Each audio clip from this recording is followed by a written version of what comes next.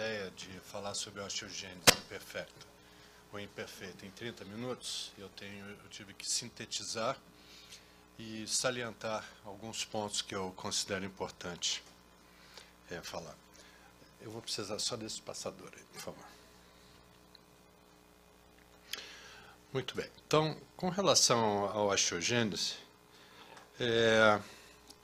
nós precisamos de, sempre quando você pensa numa determinada doença, qualquer que seja, o meu raciocínio é você trabalhar com o que eu chamaria de sinais sentinelas. Sejam sinais clínicos, seja algum histórico familiar, alguma coisa que possa te remeter, eventualmente, para que você possa ter uma suspeita diagnóstica, uma hipótese diagnóstica. Certo? Então, sempre trabalhar com possibilidade de você agregar o que eu chamaria valores preditivos positivos. Então, quanto mais a gente agrega valores, a probabilidade de você estabelecer um determinado diagnóstico passa a ser maior. Com relação à osteogênese, todas as crianças, famílias que assim sejam, elas começam com um evento, e esse evento é um evento bastante grave, ainda mais numa criança. E esses eventos, cada vez mais, do ponto de vista estrutural, eles passam a ser diagnosticados, inclusive antes de nascerem, através das ultrassonografias. Então, o primeiro contato que algumas famílias têm com relação à osteogênese é exatamente vai fazer um ultrassom, a família está muito feliz, etc., a mulher está grávida, primeiro filho, faz a ultrassonografia e vem uma notícia bastante complexa, que o bebê é muito pequeno e, além disso, tem inúmeras fraturas. A osteogênese imperfecta ela é muito complexa na sua apresentação.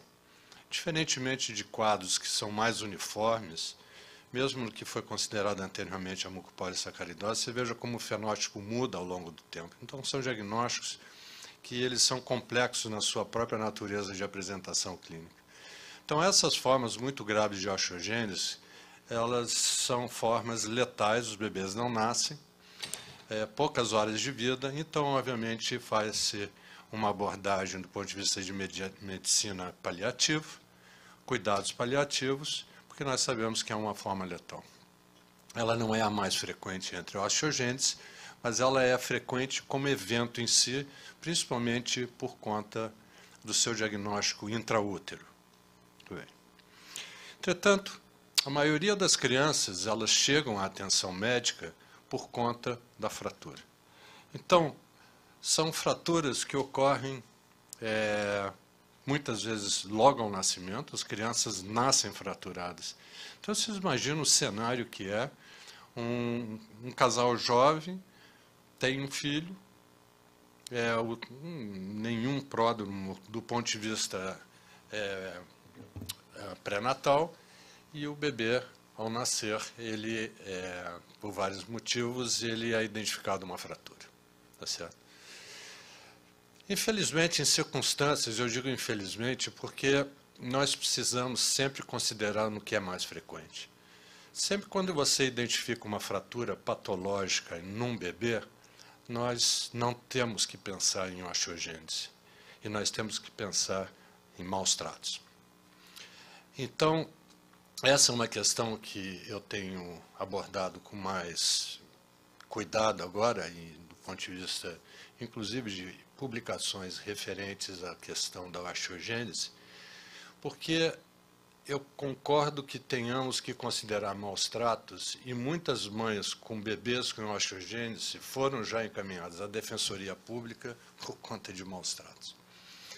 Então, é um alerta que, antes de definirmos a hipótese de maus tratos, há necessidade que a gente tenha um consenso e um diagnóstico diferencial com doenças que possam levar à fragilidade óssea antes de considerar realmente que seja maus tratos. Então, eu estou mostrando aqui dois casos. O caso que vocês estão vendo na imagem de vocês do lado direito não é maltrato, é uma criança que nasceu realmente com fraturas por conta de uma doença, apesar do osso ser bastante bom.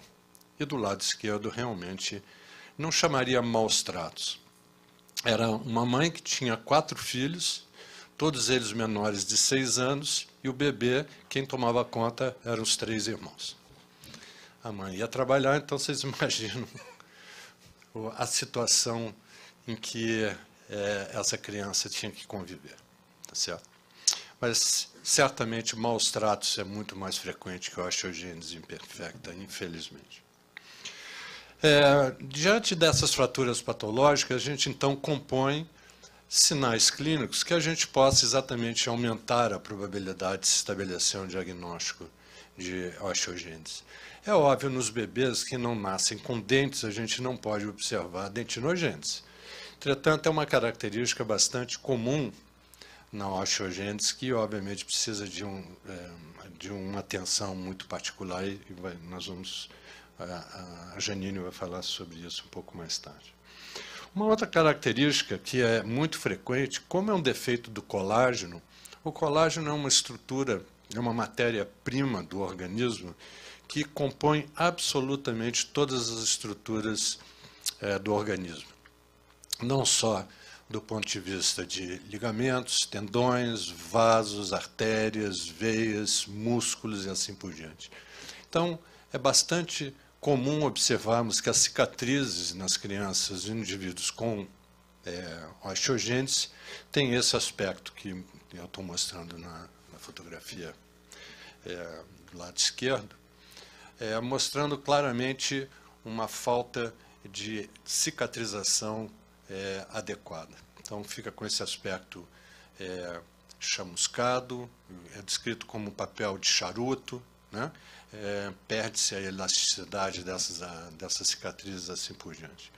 Além disso, são indivíduos que apresentam uma importante hipermobilidade. As suas articulações elas são muito móveis, que do ponto de vista até terapêutico é importante se identificar, porque esse tipo de hipermobilidade leva a uma instabilidade osteoarticular e mecânica muito importante, e isso precisa ser observado e orientado como proceder.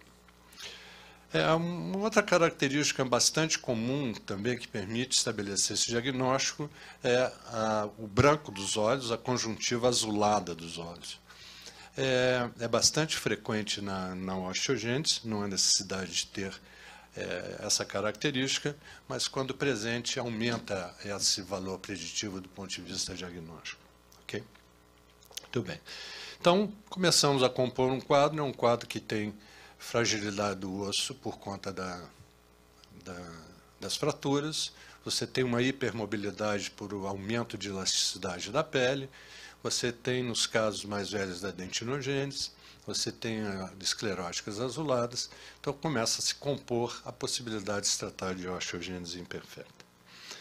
A história natural da osteogênese, antes de começarmos a tratar, era de crianças e indivíduos restritos ao seu meio, propriamente dito, meio domiciliar e hospitalar. Dificilmente eram indivíduos que podiam ter acesso à comunidade, muito menos independência com relação à sua capacidade de ir e vir.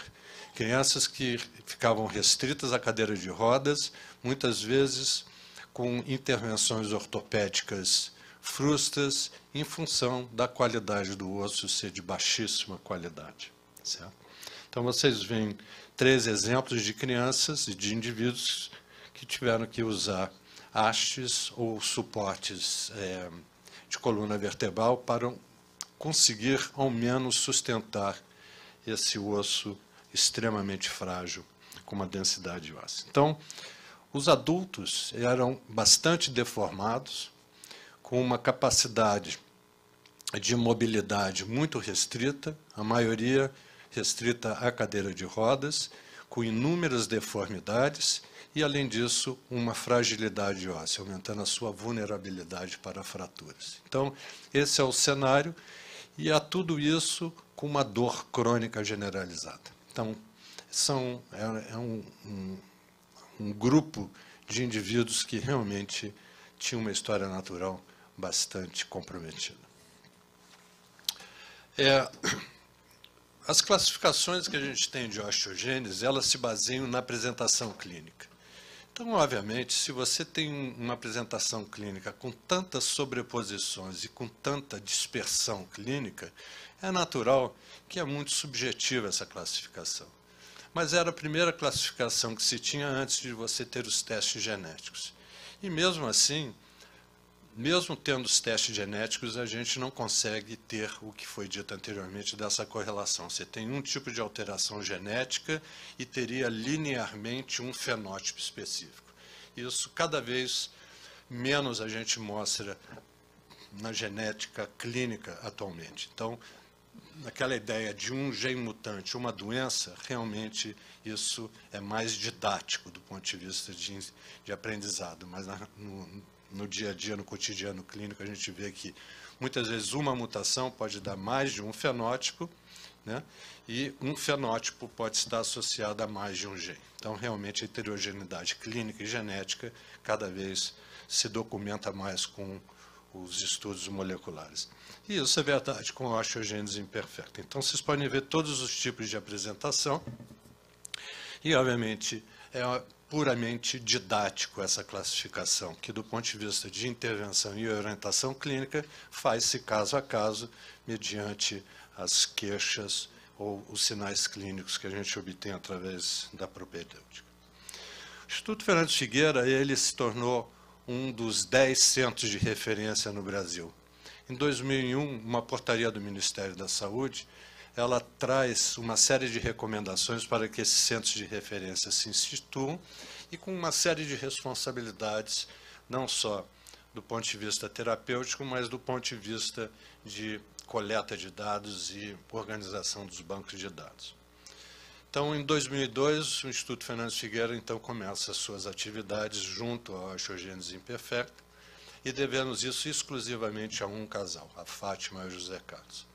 Então, antes de 2001, por sua natural militância de pai e mãe, por conta de ter 2 filhos comprometidos, e por sua persistência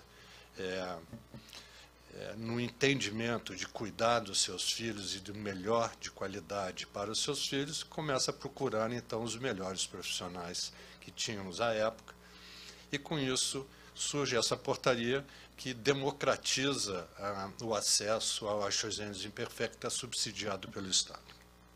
Então, é assim que começamos. Então, o Instituto Fernandes Figueira tem já uma experiência bastante importante, principalmente com recém-nascidos e bebês com osteogênese imperfecta, e que isso, de certa maneira, nós temos dinamizado e convergido para uma série de publicações, orientações, não só no Estado, como fora do Rio de Janeiro. Okay?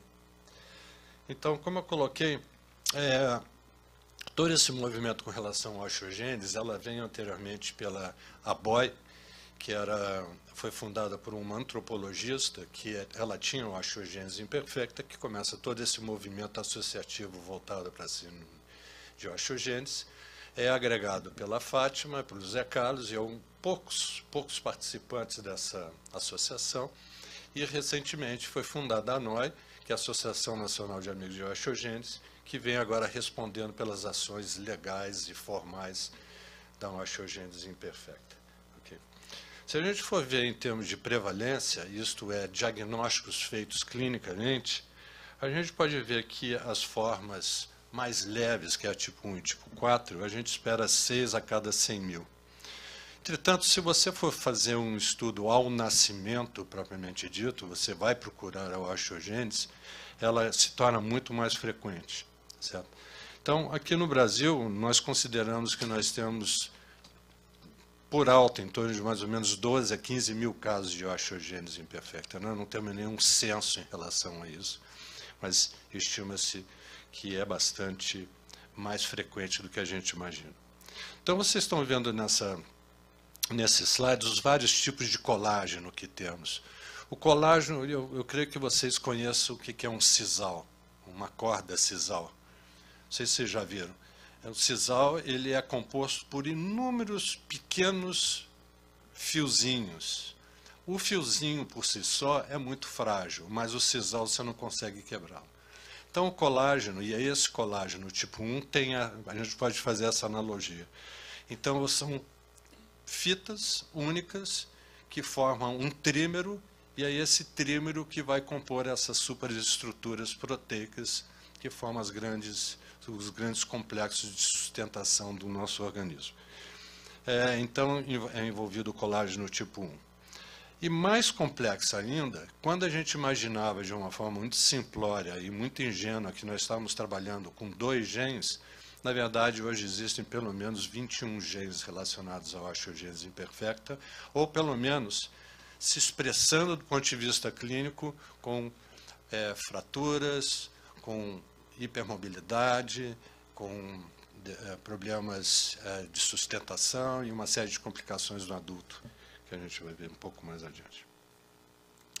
Então, hoje nós estamos com 172 indivíduos cadastrados e bem documentados, classificados clinicamente nos 5 tipos de osteogênese imperfecta. Eu estou colocando aqui somente os 4 que não são letais, né? A forma letal, a gente tem também um número considerável por ser um centro de referência para risco fetal. Então, obviamente, esses casos de suspeita ultrassonográfica, eles passam pelo Fernandes Figueira. Então, é baseado nesse tipo de informação que eu vou apresentar alguns dados. Então, em 2001, nós tivemos a incumbência de começar a oferecer um determinado protocolo clínico. Não é curativo, mas sim é um protocolo onde utiliza-se um medicamento que já era conhecido, no sentido de você, como um efeito secundário, aumentar a densidade mineral óssea. Então, é um medicamento que ele tem uma única propriedade: ele inibe a destruição do osso, ou melhor, ele inibe a célula que destrói o osso, que se chama-se osteoclasto. Então, o nosso osso ele se produz por um balanço de produção do osso pelos osteoblastos e a destruição do osso pelos osteoclastos. Todos nós temos esses 2 tipos de célula e que atuam dessa maneira.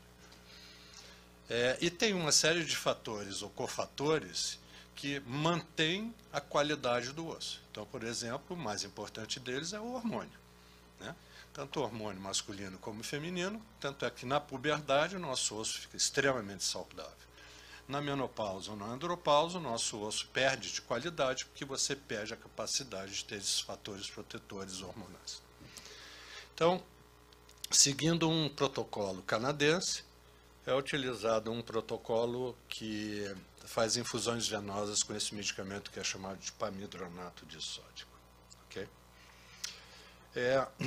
Então, nós seguimos à risca esse protocolo, e esse protocolo exige que essas crianças, por ser uma medicação venosa, precisam receber essa medicação hospitalar. E ela é fracionada em 3 dias. Então, existe um protocolo sueco que pode ser dado em um único dia. Como nós não temos emergência lá no Instituto Fernandes Figueira, então nós ficamos um pouco receosos de aplicar esse protocolo, e mantendo a dose fracionada em 3 dias nos dá mais segurança em termos de efeitos colaterais e a supervisão das crianças. E, além do mais, nós iniciamos o nosso programa com 2 leitos, por conta de você fazer compartilhar doses. Porque se você pega uma criança que tem 3 quilos e você vai usar uma ampola de 15 miligramas e você usa 1 miligrama por quilo dia, nós vamos desperdiçar quase 1/12 do medicamento. Então, a ideia inicial foi exatamente trazer um adolescente, trazer uma criança, com isso compartilha a dose e a gente sai, todo mundo se beneficiando nesse processo. Tá bom?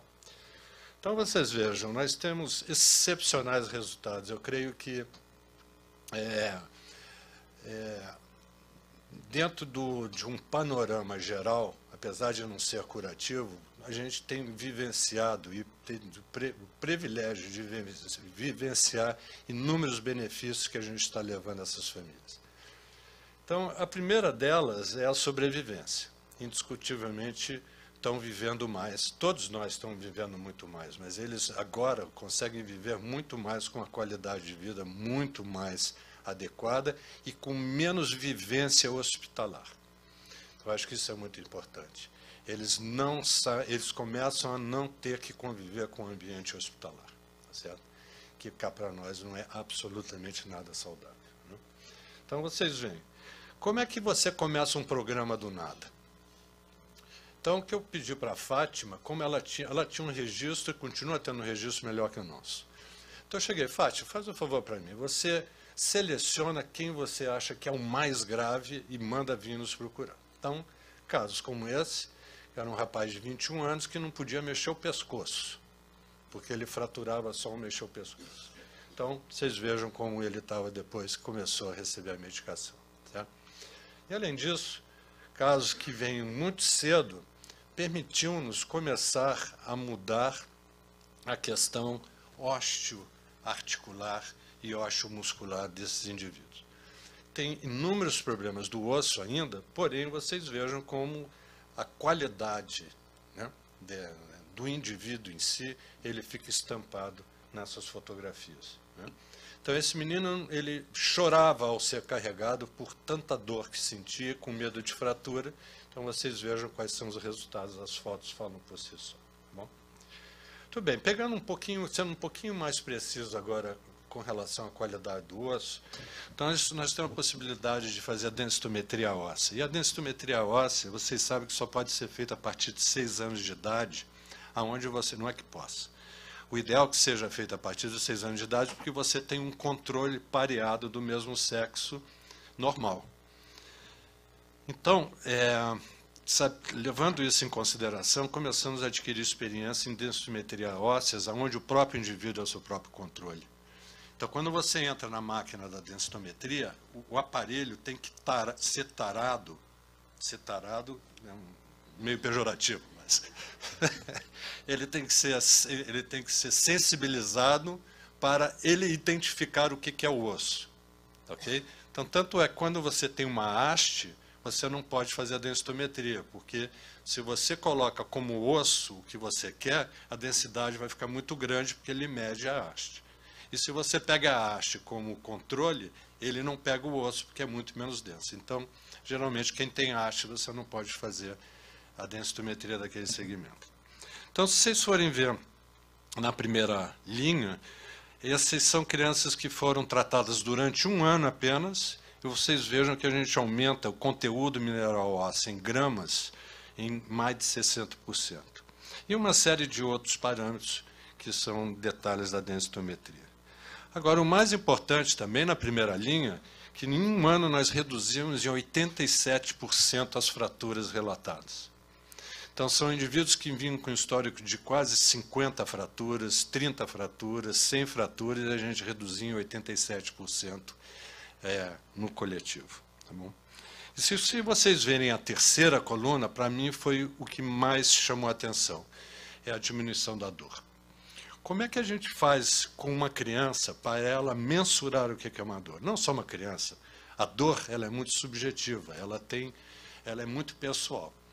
Então, quando você lida com crianças, existem determinados painéis que você utiliza com rostinhos, e é a partir daí que a gente mostra se a criança está bem ou não está bem, e assim por diante. Então, baseado nas limitações de avaliador, a gente demonstrou que o que nós interpretamos como dor óssea foi reduzido em 86%. Então, vocês imaginam, vocês sem dor no seu cotidiano.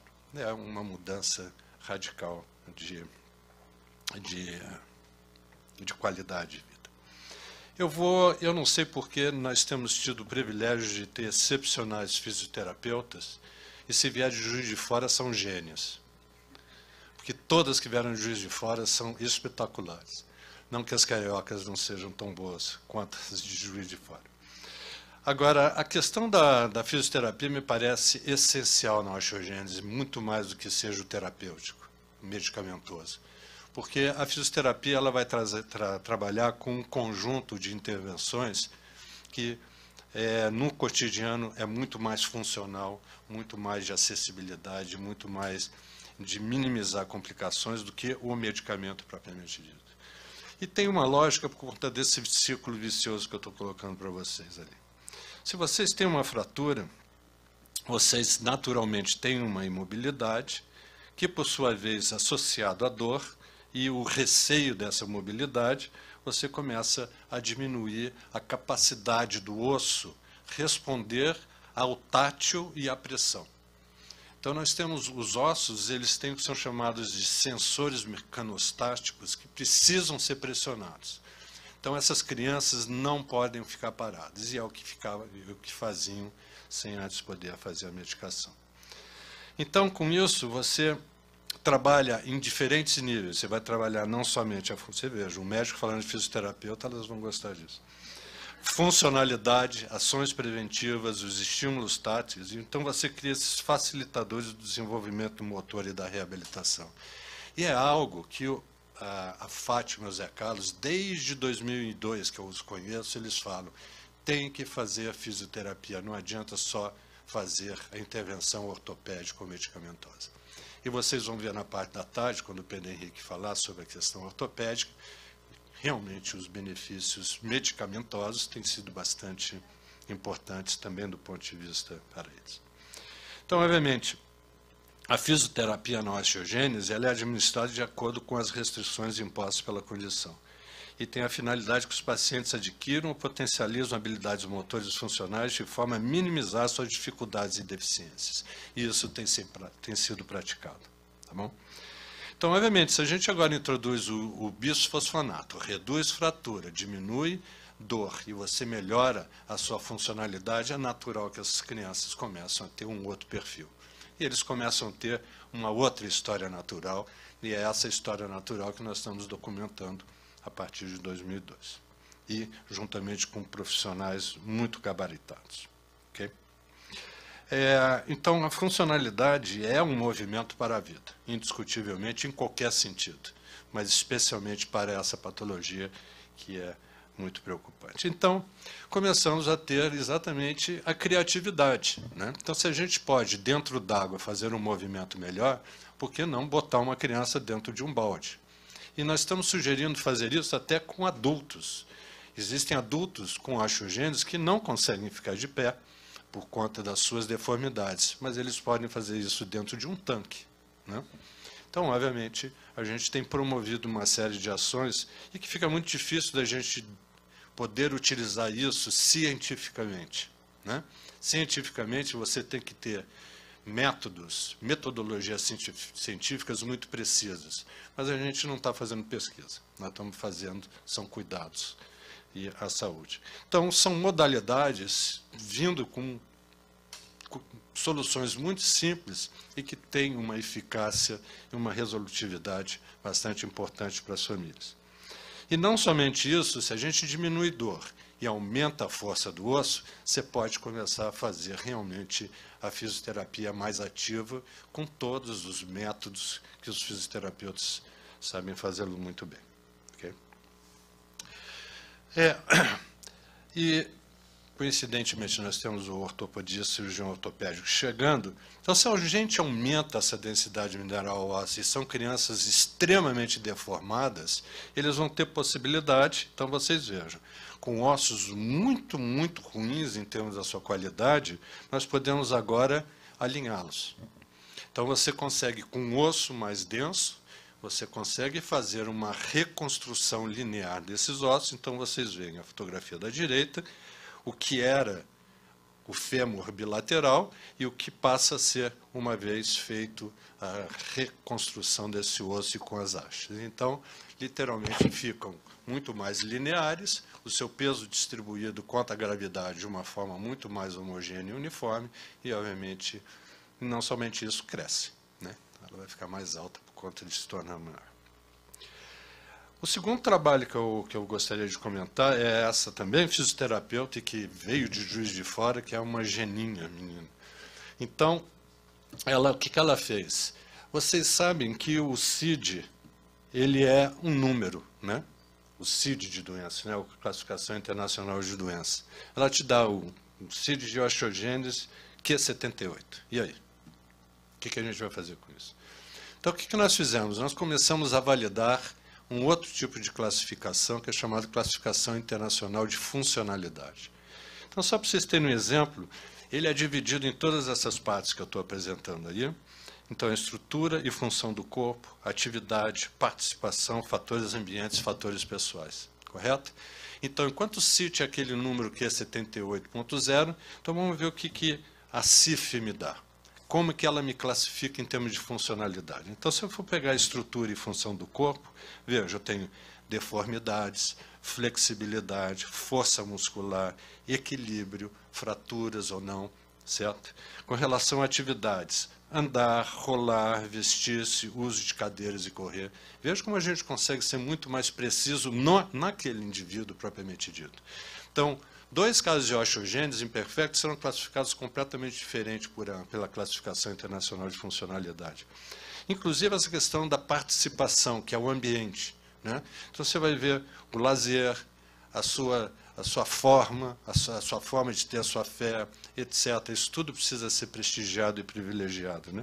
E os fatores ambientais com relação a toda a acessibilidade, que ainda continua sendo péssima no Rio de Janeiro. Nossa acessibilidade é muito ruim. Tanto é que se você entra num lugar onde tem algo adaptado, chama atenção. De tão incomum que é. Não deveria chamar atenção, mas é tão incomum que você fala, puxa, esses arquitetos realmente pensaram no que nós estamos conversando. Tá bom?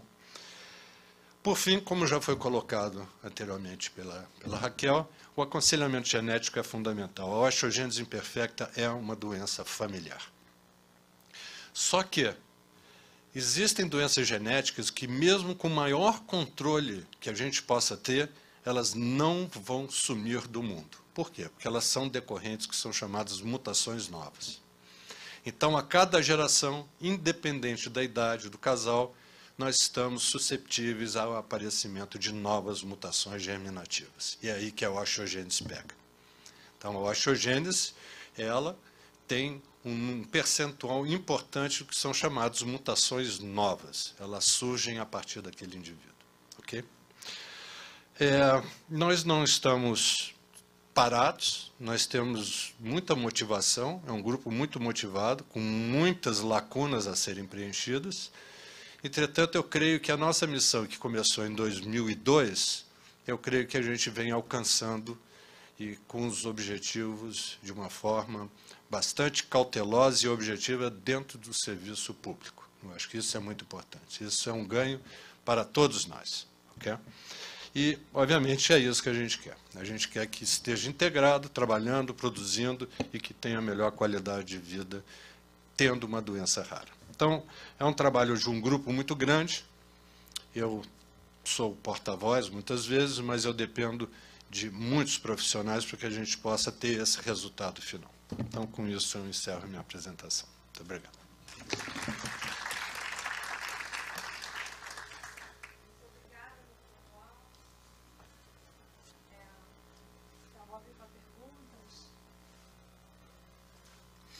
Alguém tem alguma pergunta? Vou te levar o microfone, peraí.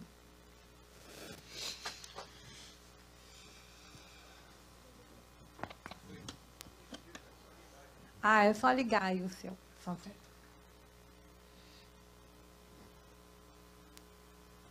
Alô? Oi.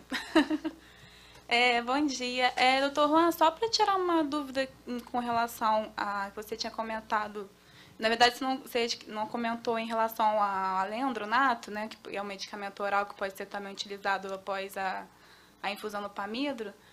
Só para saber que você comparou ali, né, você conseguiu comparar a infusão, né, do pamidronato com relação ao conteúdo mineral ósseo, densidade mineral óssea. E o alendro, você também consegue fazer essa comparação com o pamidro e com o alendro, para ver se mantém esse conteúdo mineral ósseo melhor e também a densidade? Os resultados com o alendronato não são semelhantes ao pamidronato. Por uma série de questões de farmacodinâmica do medicamento, ele é menos resoluto, o alendronato, a forma oral, do que a forma venosa. Dito isso, os resultados com o alendronato têm sido bastante satisfatórios individualmente. Eu não tenho uma análise coletiva deles, porque esses dados ainda não estão disponíveis. Mas o alendronato tem um inconveniente para se dar em criança, por conta dos efeitos gastrointestinais que o alendronato traz. Então, você não pode esquecer que o alendronato não é só por conta da osteogênese. Qualquer um que toma um bisfosfonato do tipo alendronato, ele tem que tomar em jejum e tem que imediatamente fazer atividade. Ele não pode se deitar ou ficar parado, sedentário. Ele tem que ficar ereto, ele tem que andar durante pelo menos 30 a 45 minutos. Então, nas crianças tem esse inconveniente. E o outro é o tamanho do comprimido do alendronato. Ele é bastante grande, então a gente tem que começar a treinar as crianças a como ingerir um comprimido maior para depois a gente fazer a transição. E a gente faz a transição e as famílias agradecem muito, porque imagina você ter que se internar a cada 4 meses e passar 3 dias dentro do hospital. Então, obviamente, o alendronato é uma forma oral que você toma semanal. Então, sem dúvida nenhuma, é bom. Mas a tua pergunta é importante porque é só para lembrar que existe a forma oral de tratamento e que tem sido feita essa transição. Bom. Tá ótimo, muito obrigado. Mais alguma pergunta? Sim, pode falar. Na odontologia, eles têm muito medo desses medicamentos por causa da osteonecrose. Sim. Eles falam. Existe realmente ou é um mito, não sei? Porque você vê em literatura... A osteonecrose de mandíbula ela é bastante frequente, é uma complicação quem faz alendronato, porém não na osteogênese. Isso é curioso. Pois é. É extremamente raro a osteonecrose de mandíbula na osteogênese. Mas não só na mandíbula, eu já vi casos no cotovelo. Sim, quem faz hoje alendronato, você tem todo uma... Talvez esteja uma relação com a fisiologia do osso saudável em uso do alendronato, diferentemente na fisiopatologia da osteogênese, que de uma certa maneira não permite. Mas pode existir na osteogênese caso de osteonecrose mandibular? Não. Não pode. Não tem sido descrito. E olha que não é a primeira vez que me perguntam, volta à literatura, não tem relatos de casos de osteonecrose de mandíbula em osteogênese. O que você vê é nos casos sem osteogênese, isso você tem razão. Mas em osteogênese que eu conheça, não foi descrito e não tem sido nenhum dentro de... Nós devemos ter feito, se você calcula, 16 anos de programa, infundido a cada 4 meses. Você veja aí quantas semanas de infusão, quantos ciclos de infusão, quantas infusões fizemos, não temos relatos de nenhum. O que temos, sim, é um dado importante, é a impressão que passa às famílias de que, tratados, as crianças não fraturam, mas porque elas se sentem melhor. E elas fazem atividades além do que elas podem. Então, elas fraturam porque elas estão bem. Aumenta a capacidade de atividade física delas ao invés de não eficácia do medicamento. Bom. Talvez a dosagem, né, que não é muito alta, da aplicação do pamidronato. Não tem porque nada eles a ver ficam muito mesmo. melhores, vão jogar futebol, vão andar Não, de eu tô bicicleta, falando- pegar skate, e se arrebentam todos. É verdade. Tudo certo. Tá bom, muito obrigada, doutor Juan. Agora vamos convidar a doutora Solange, né, que vai nos falar sobre angioedema hereditário.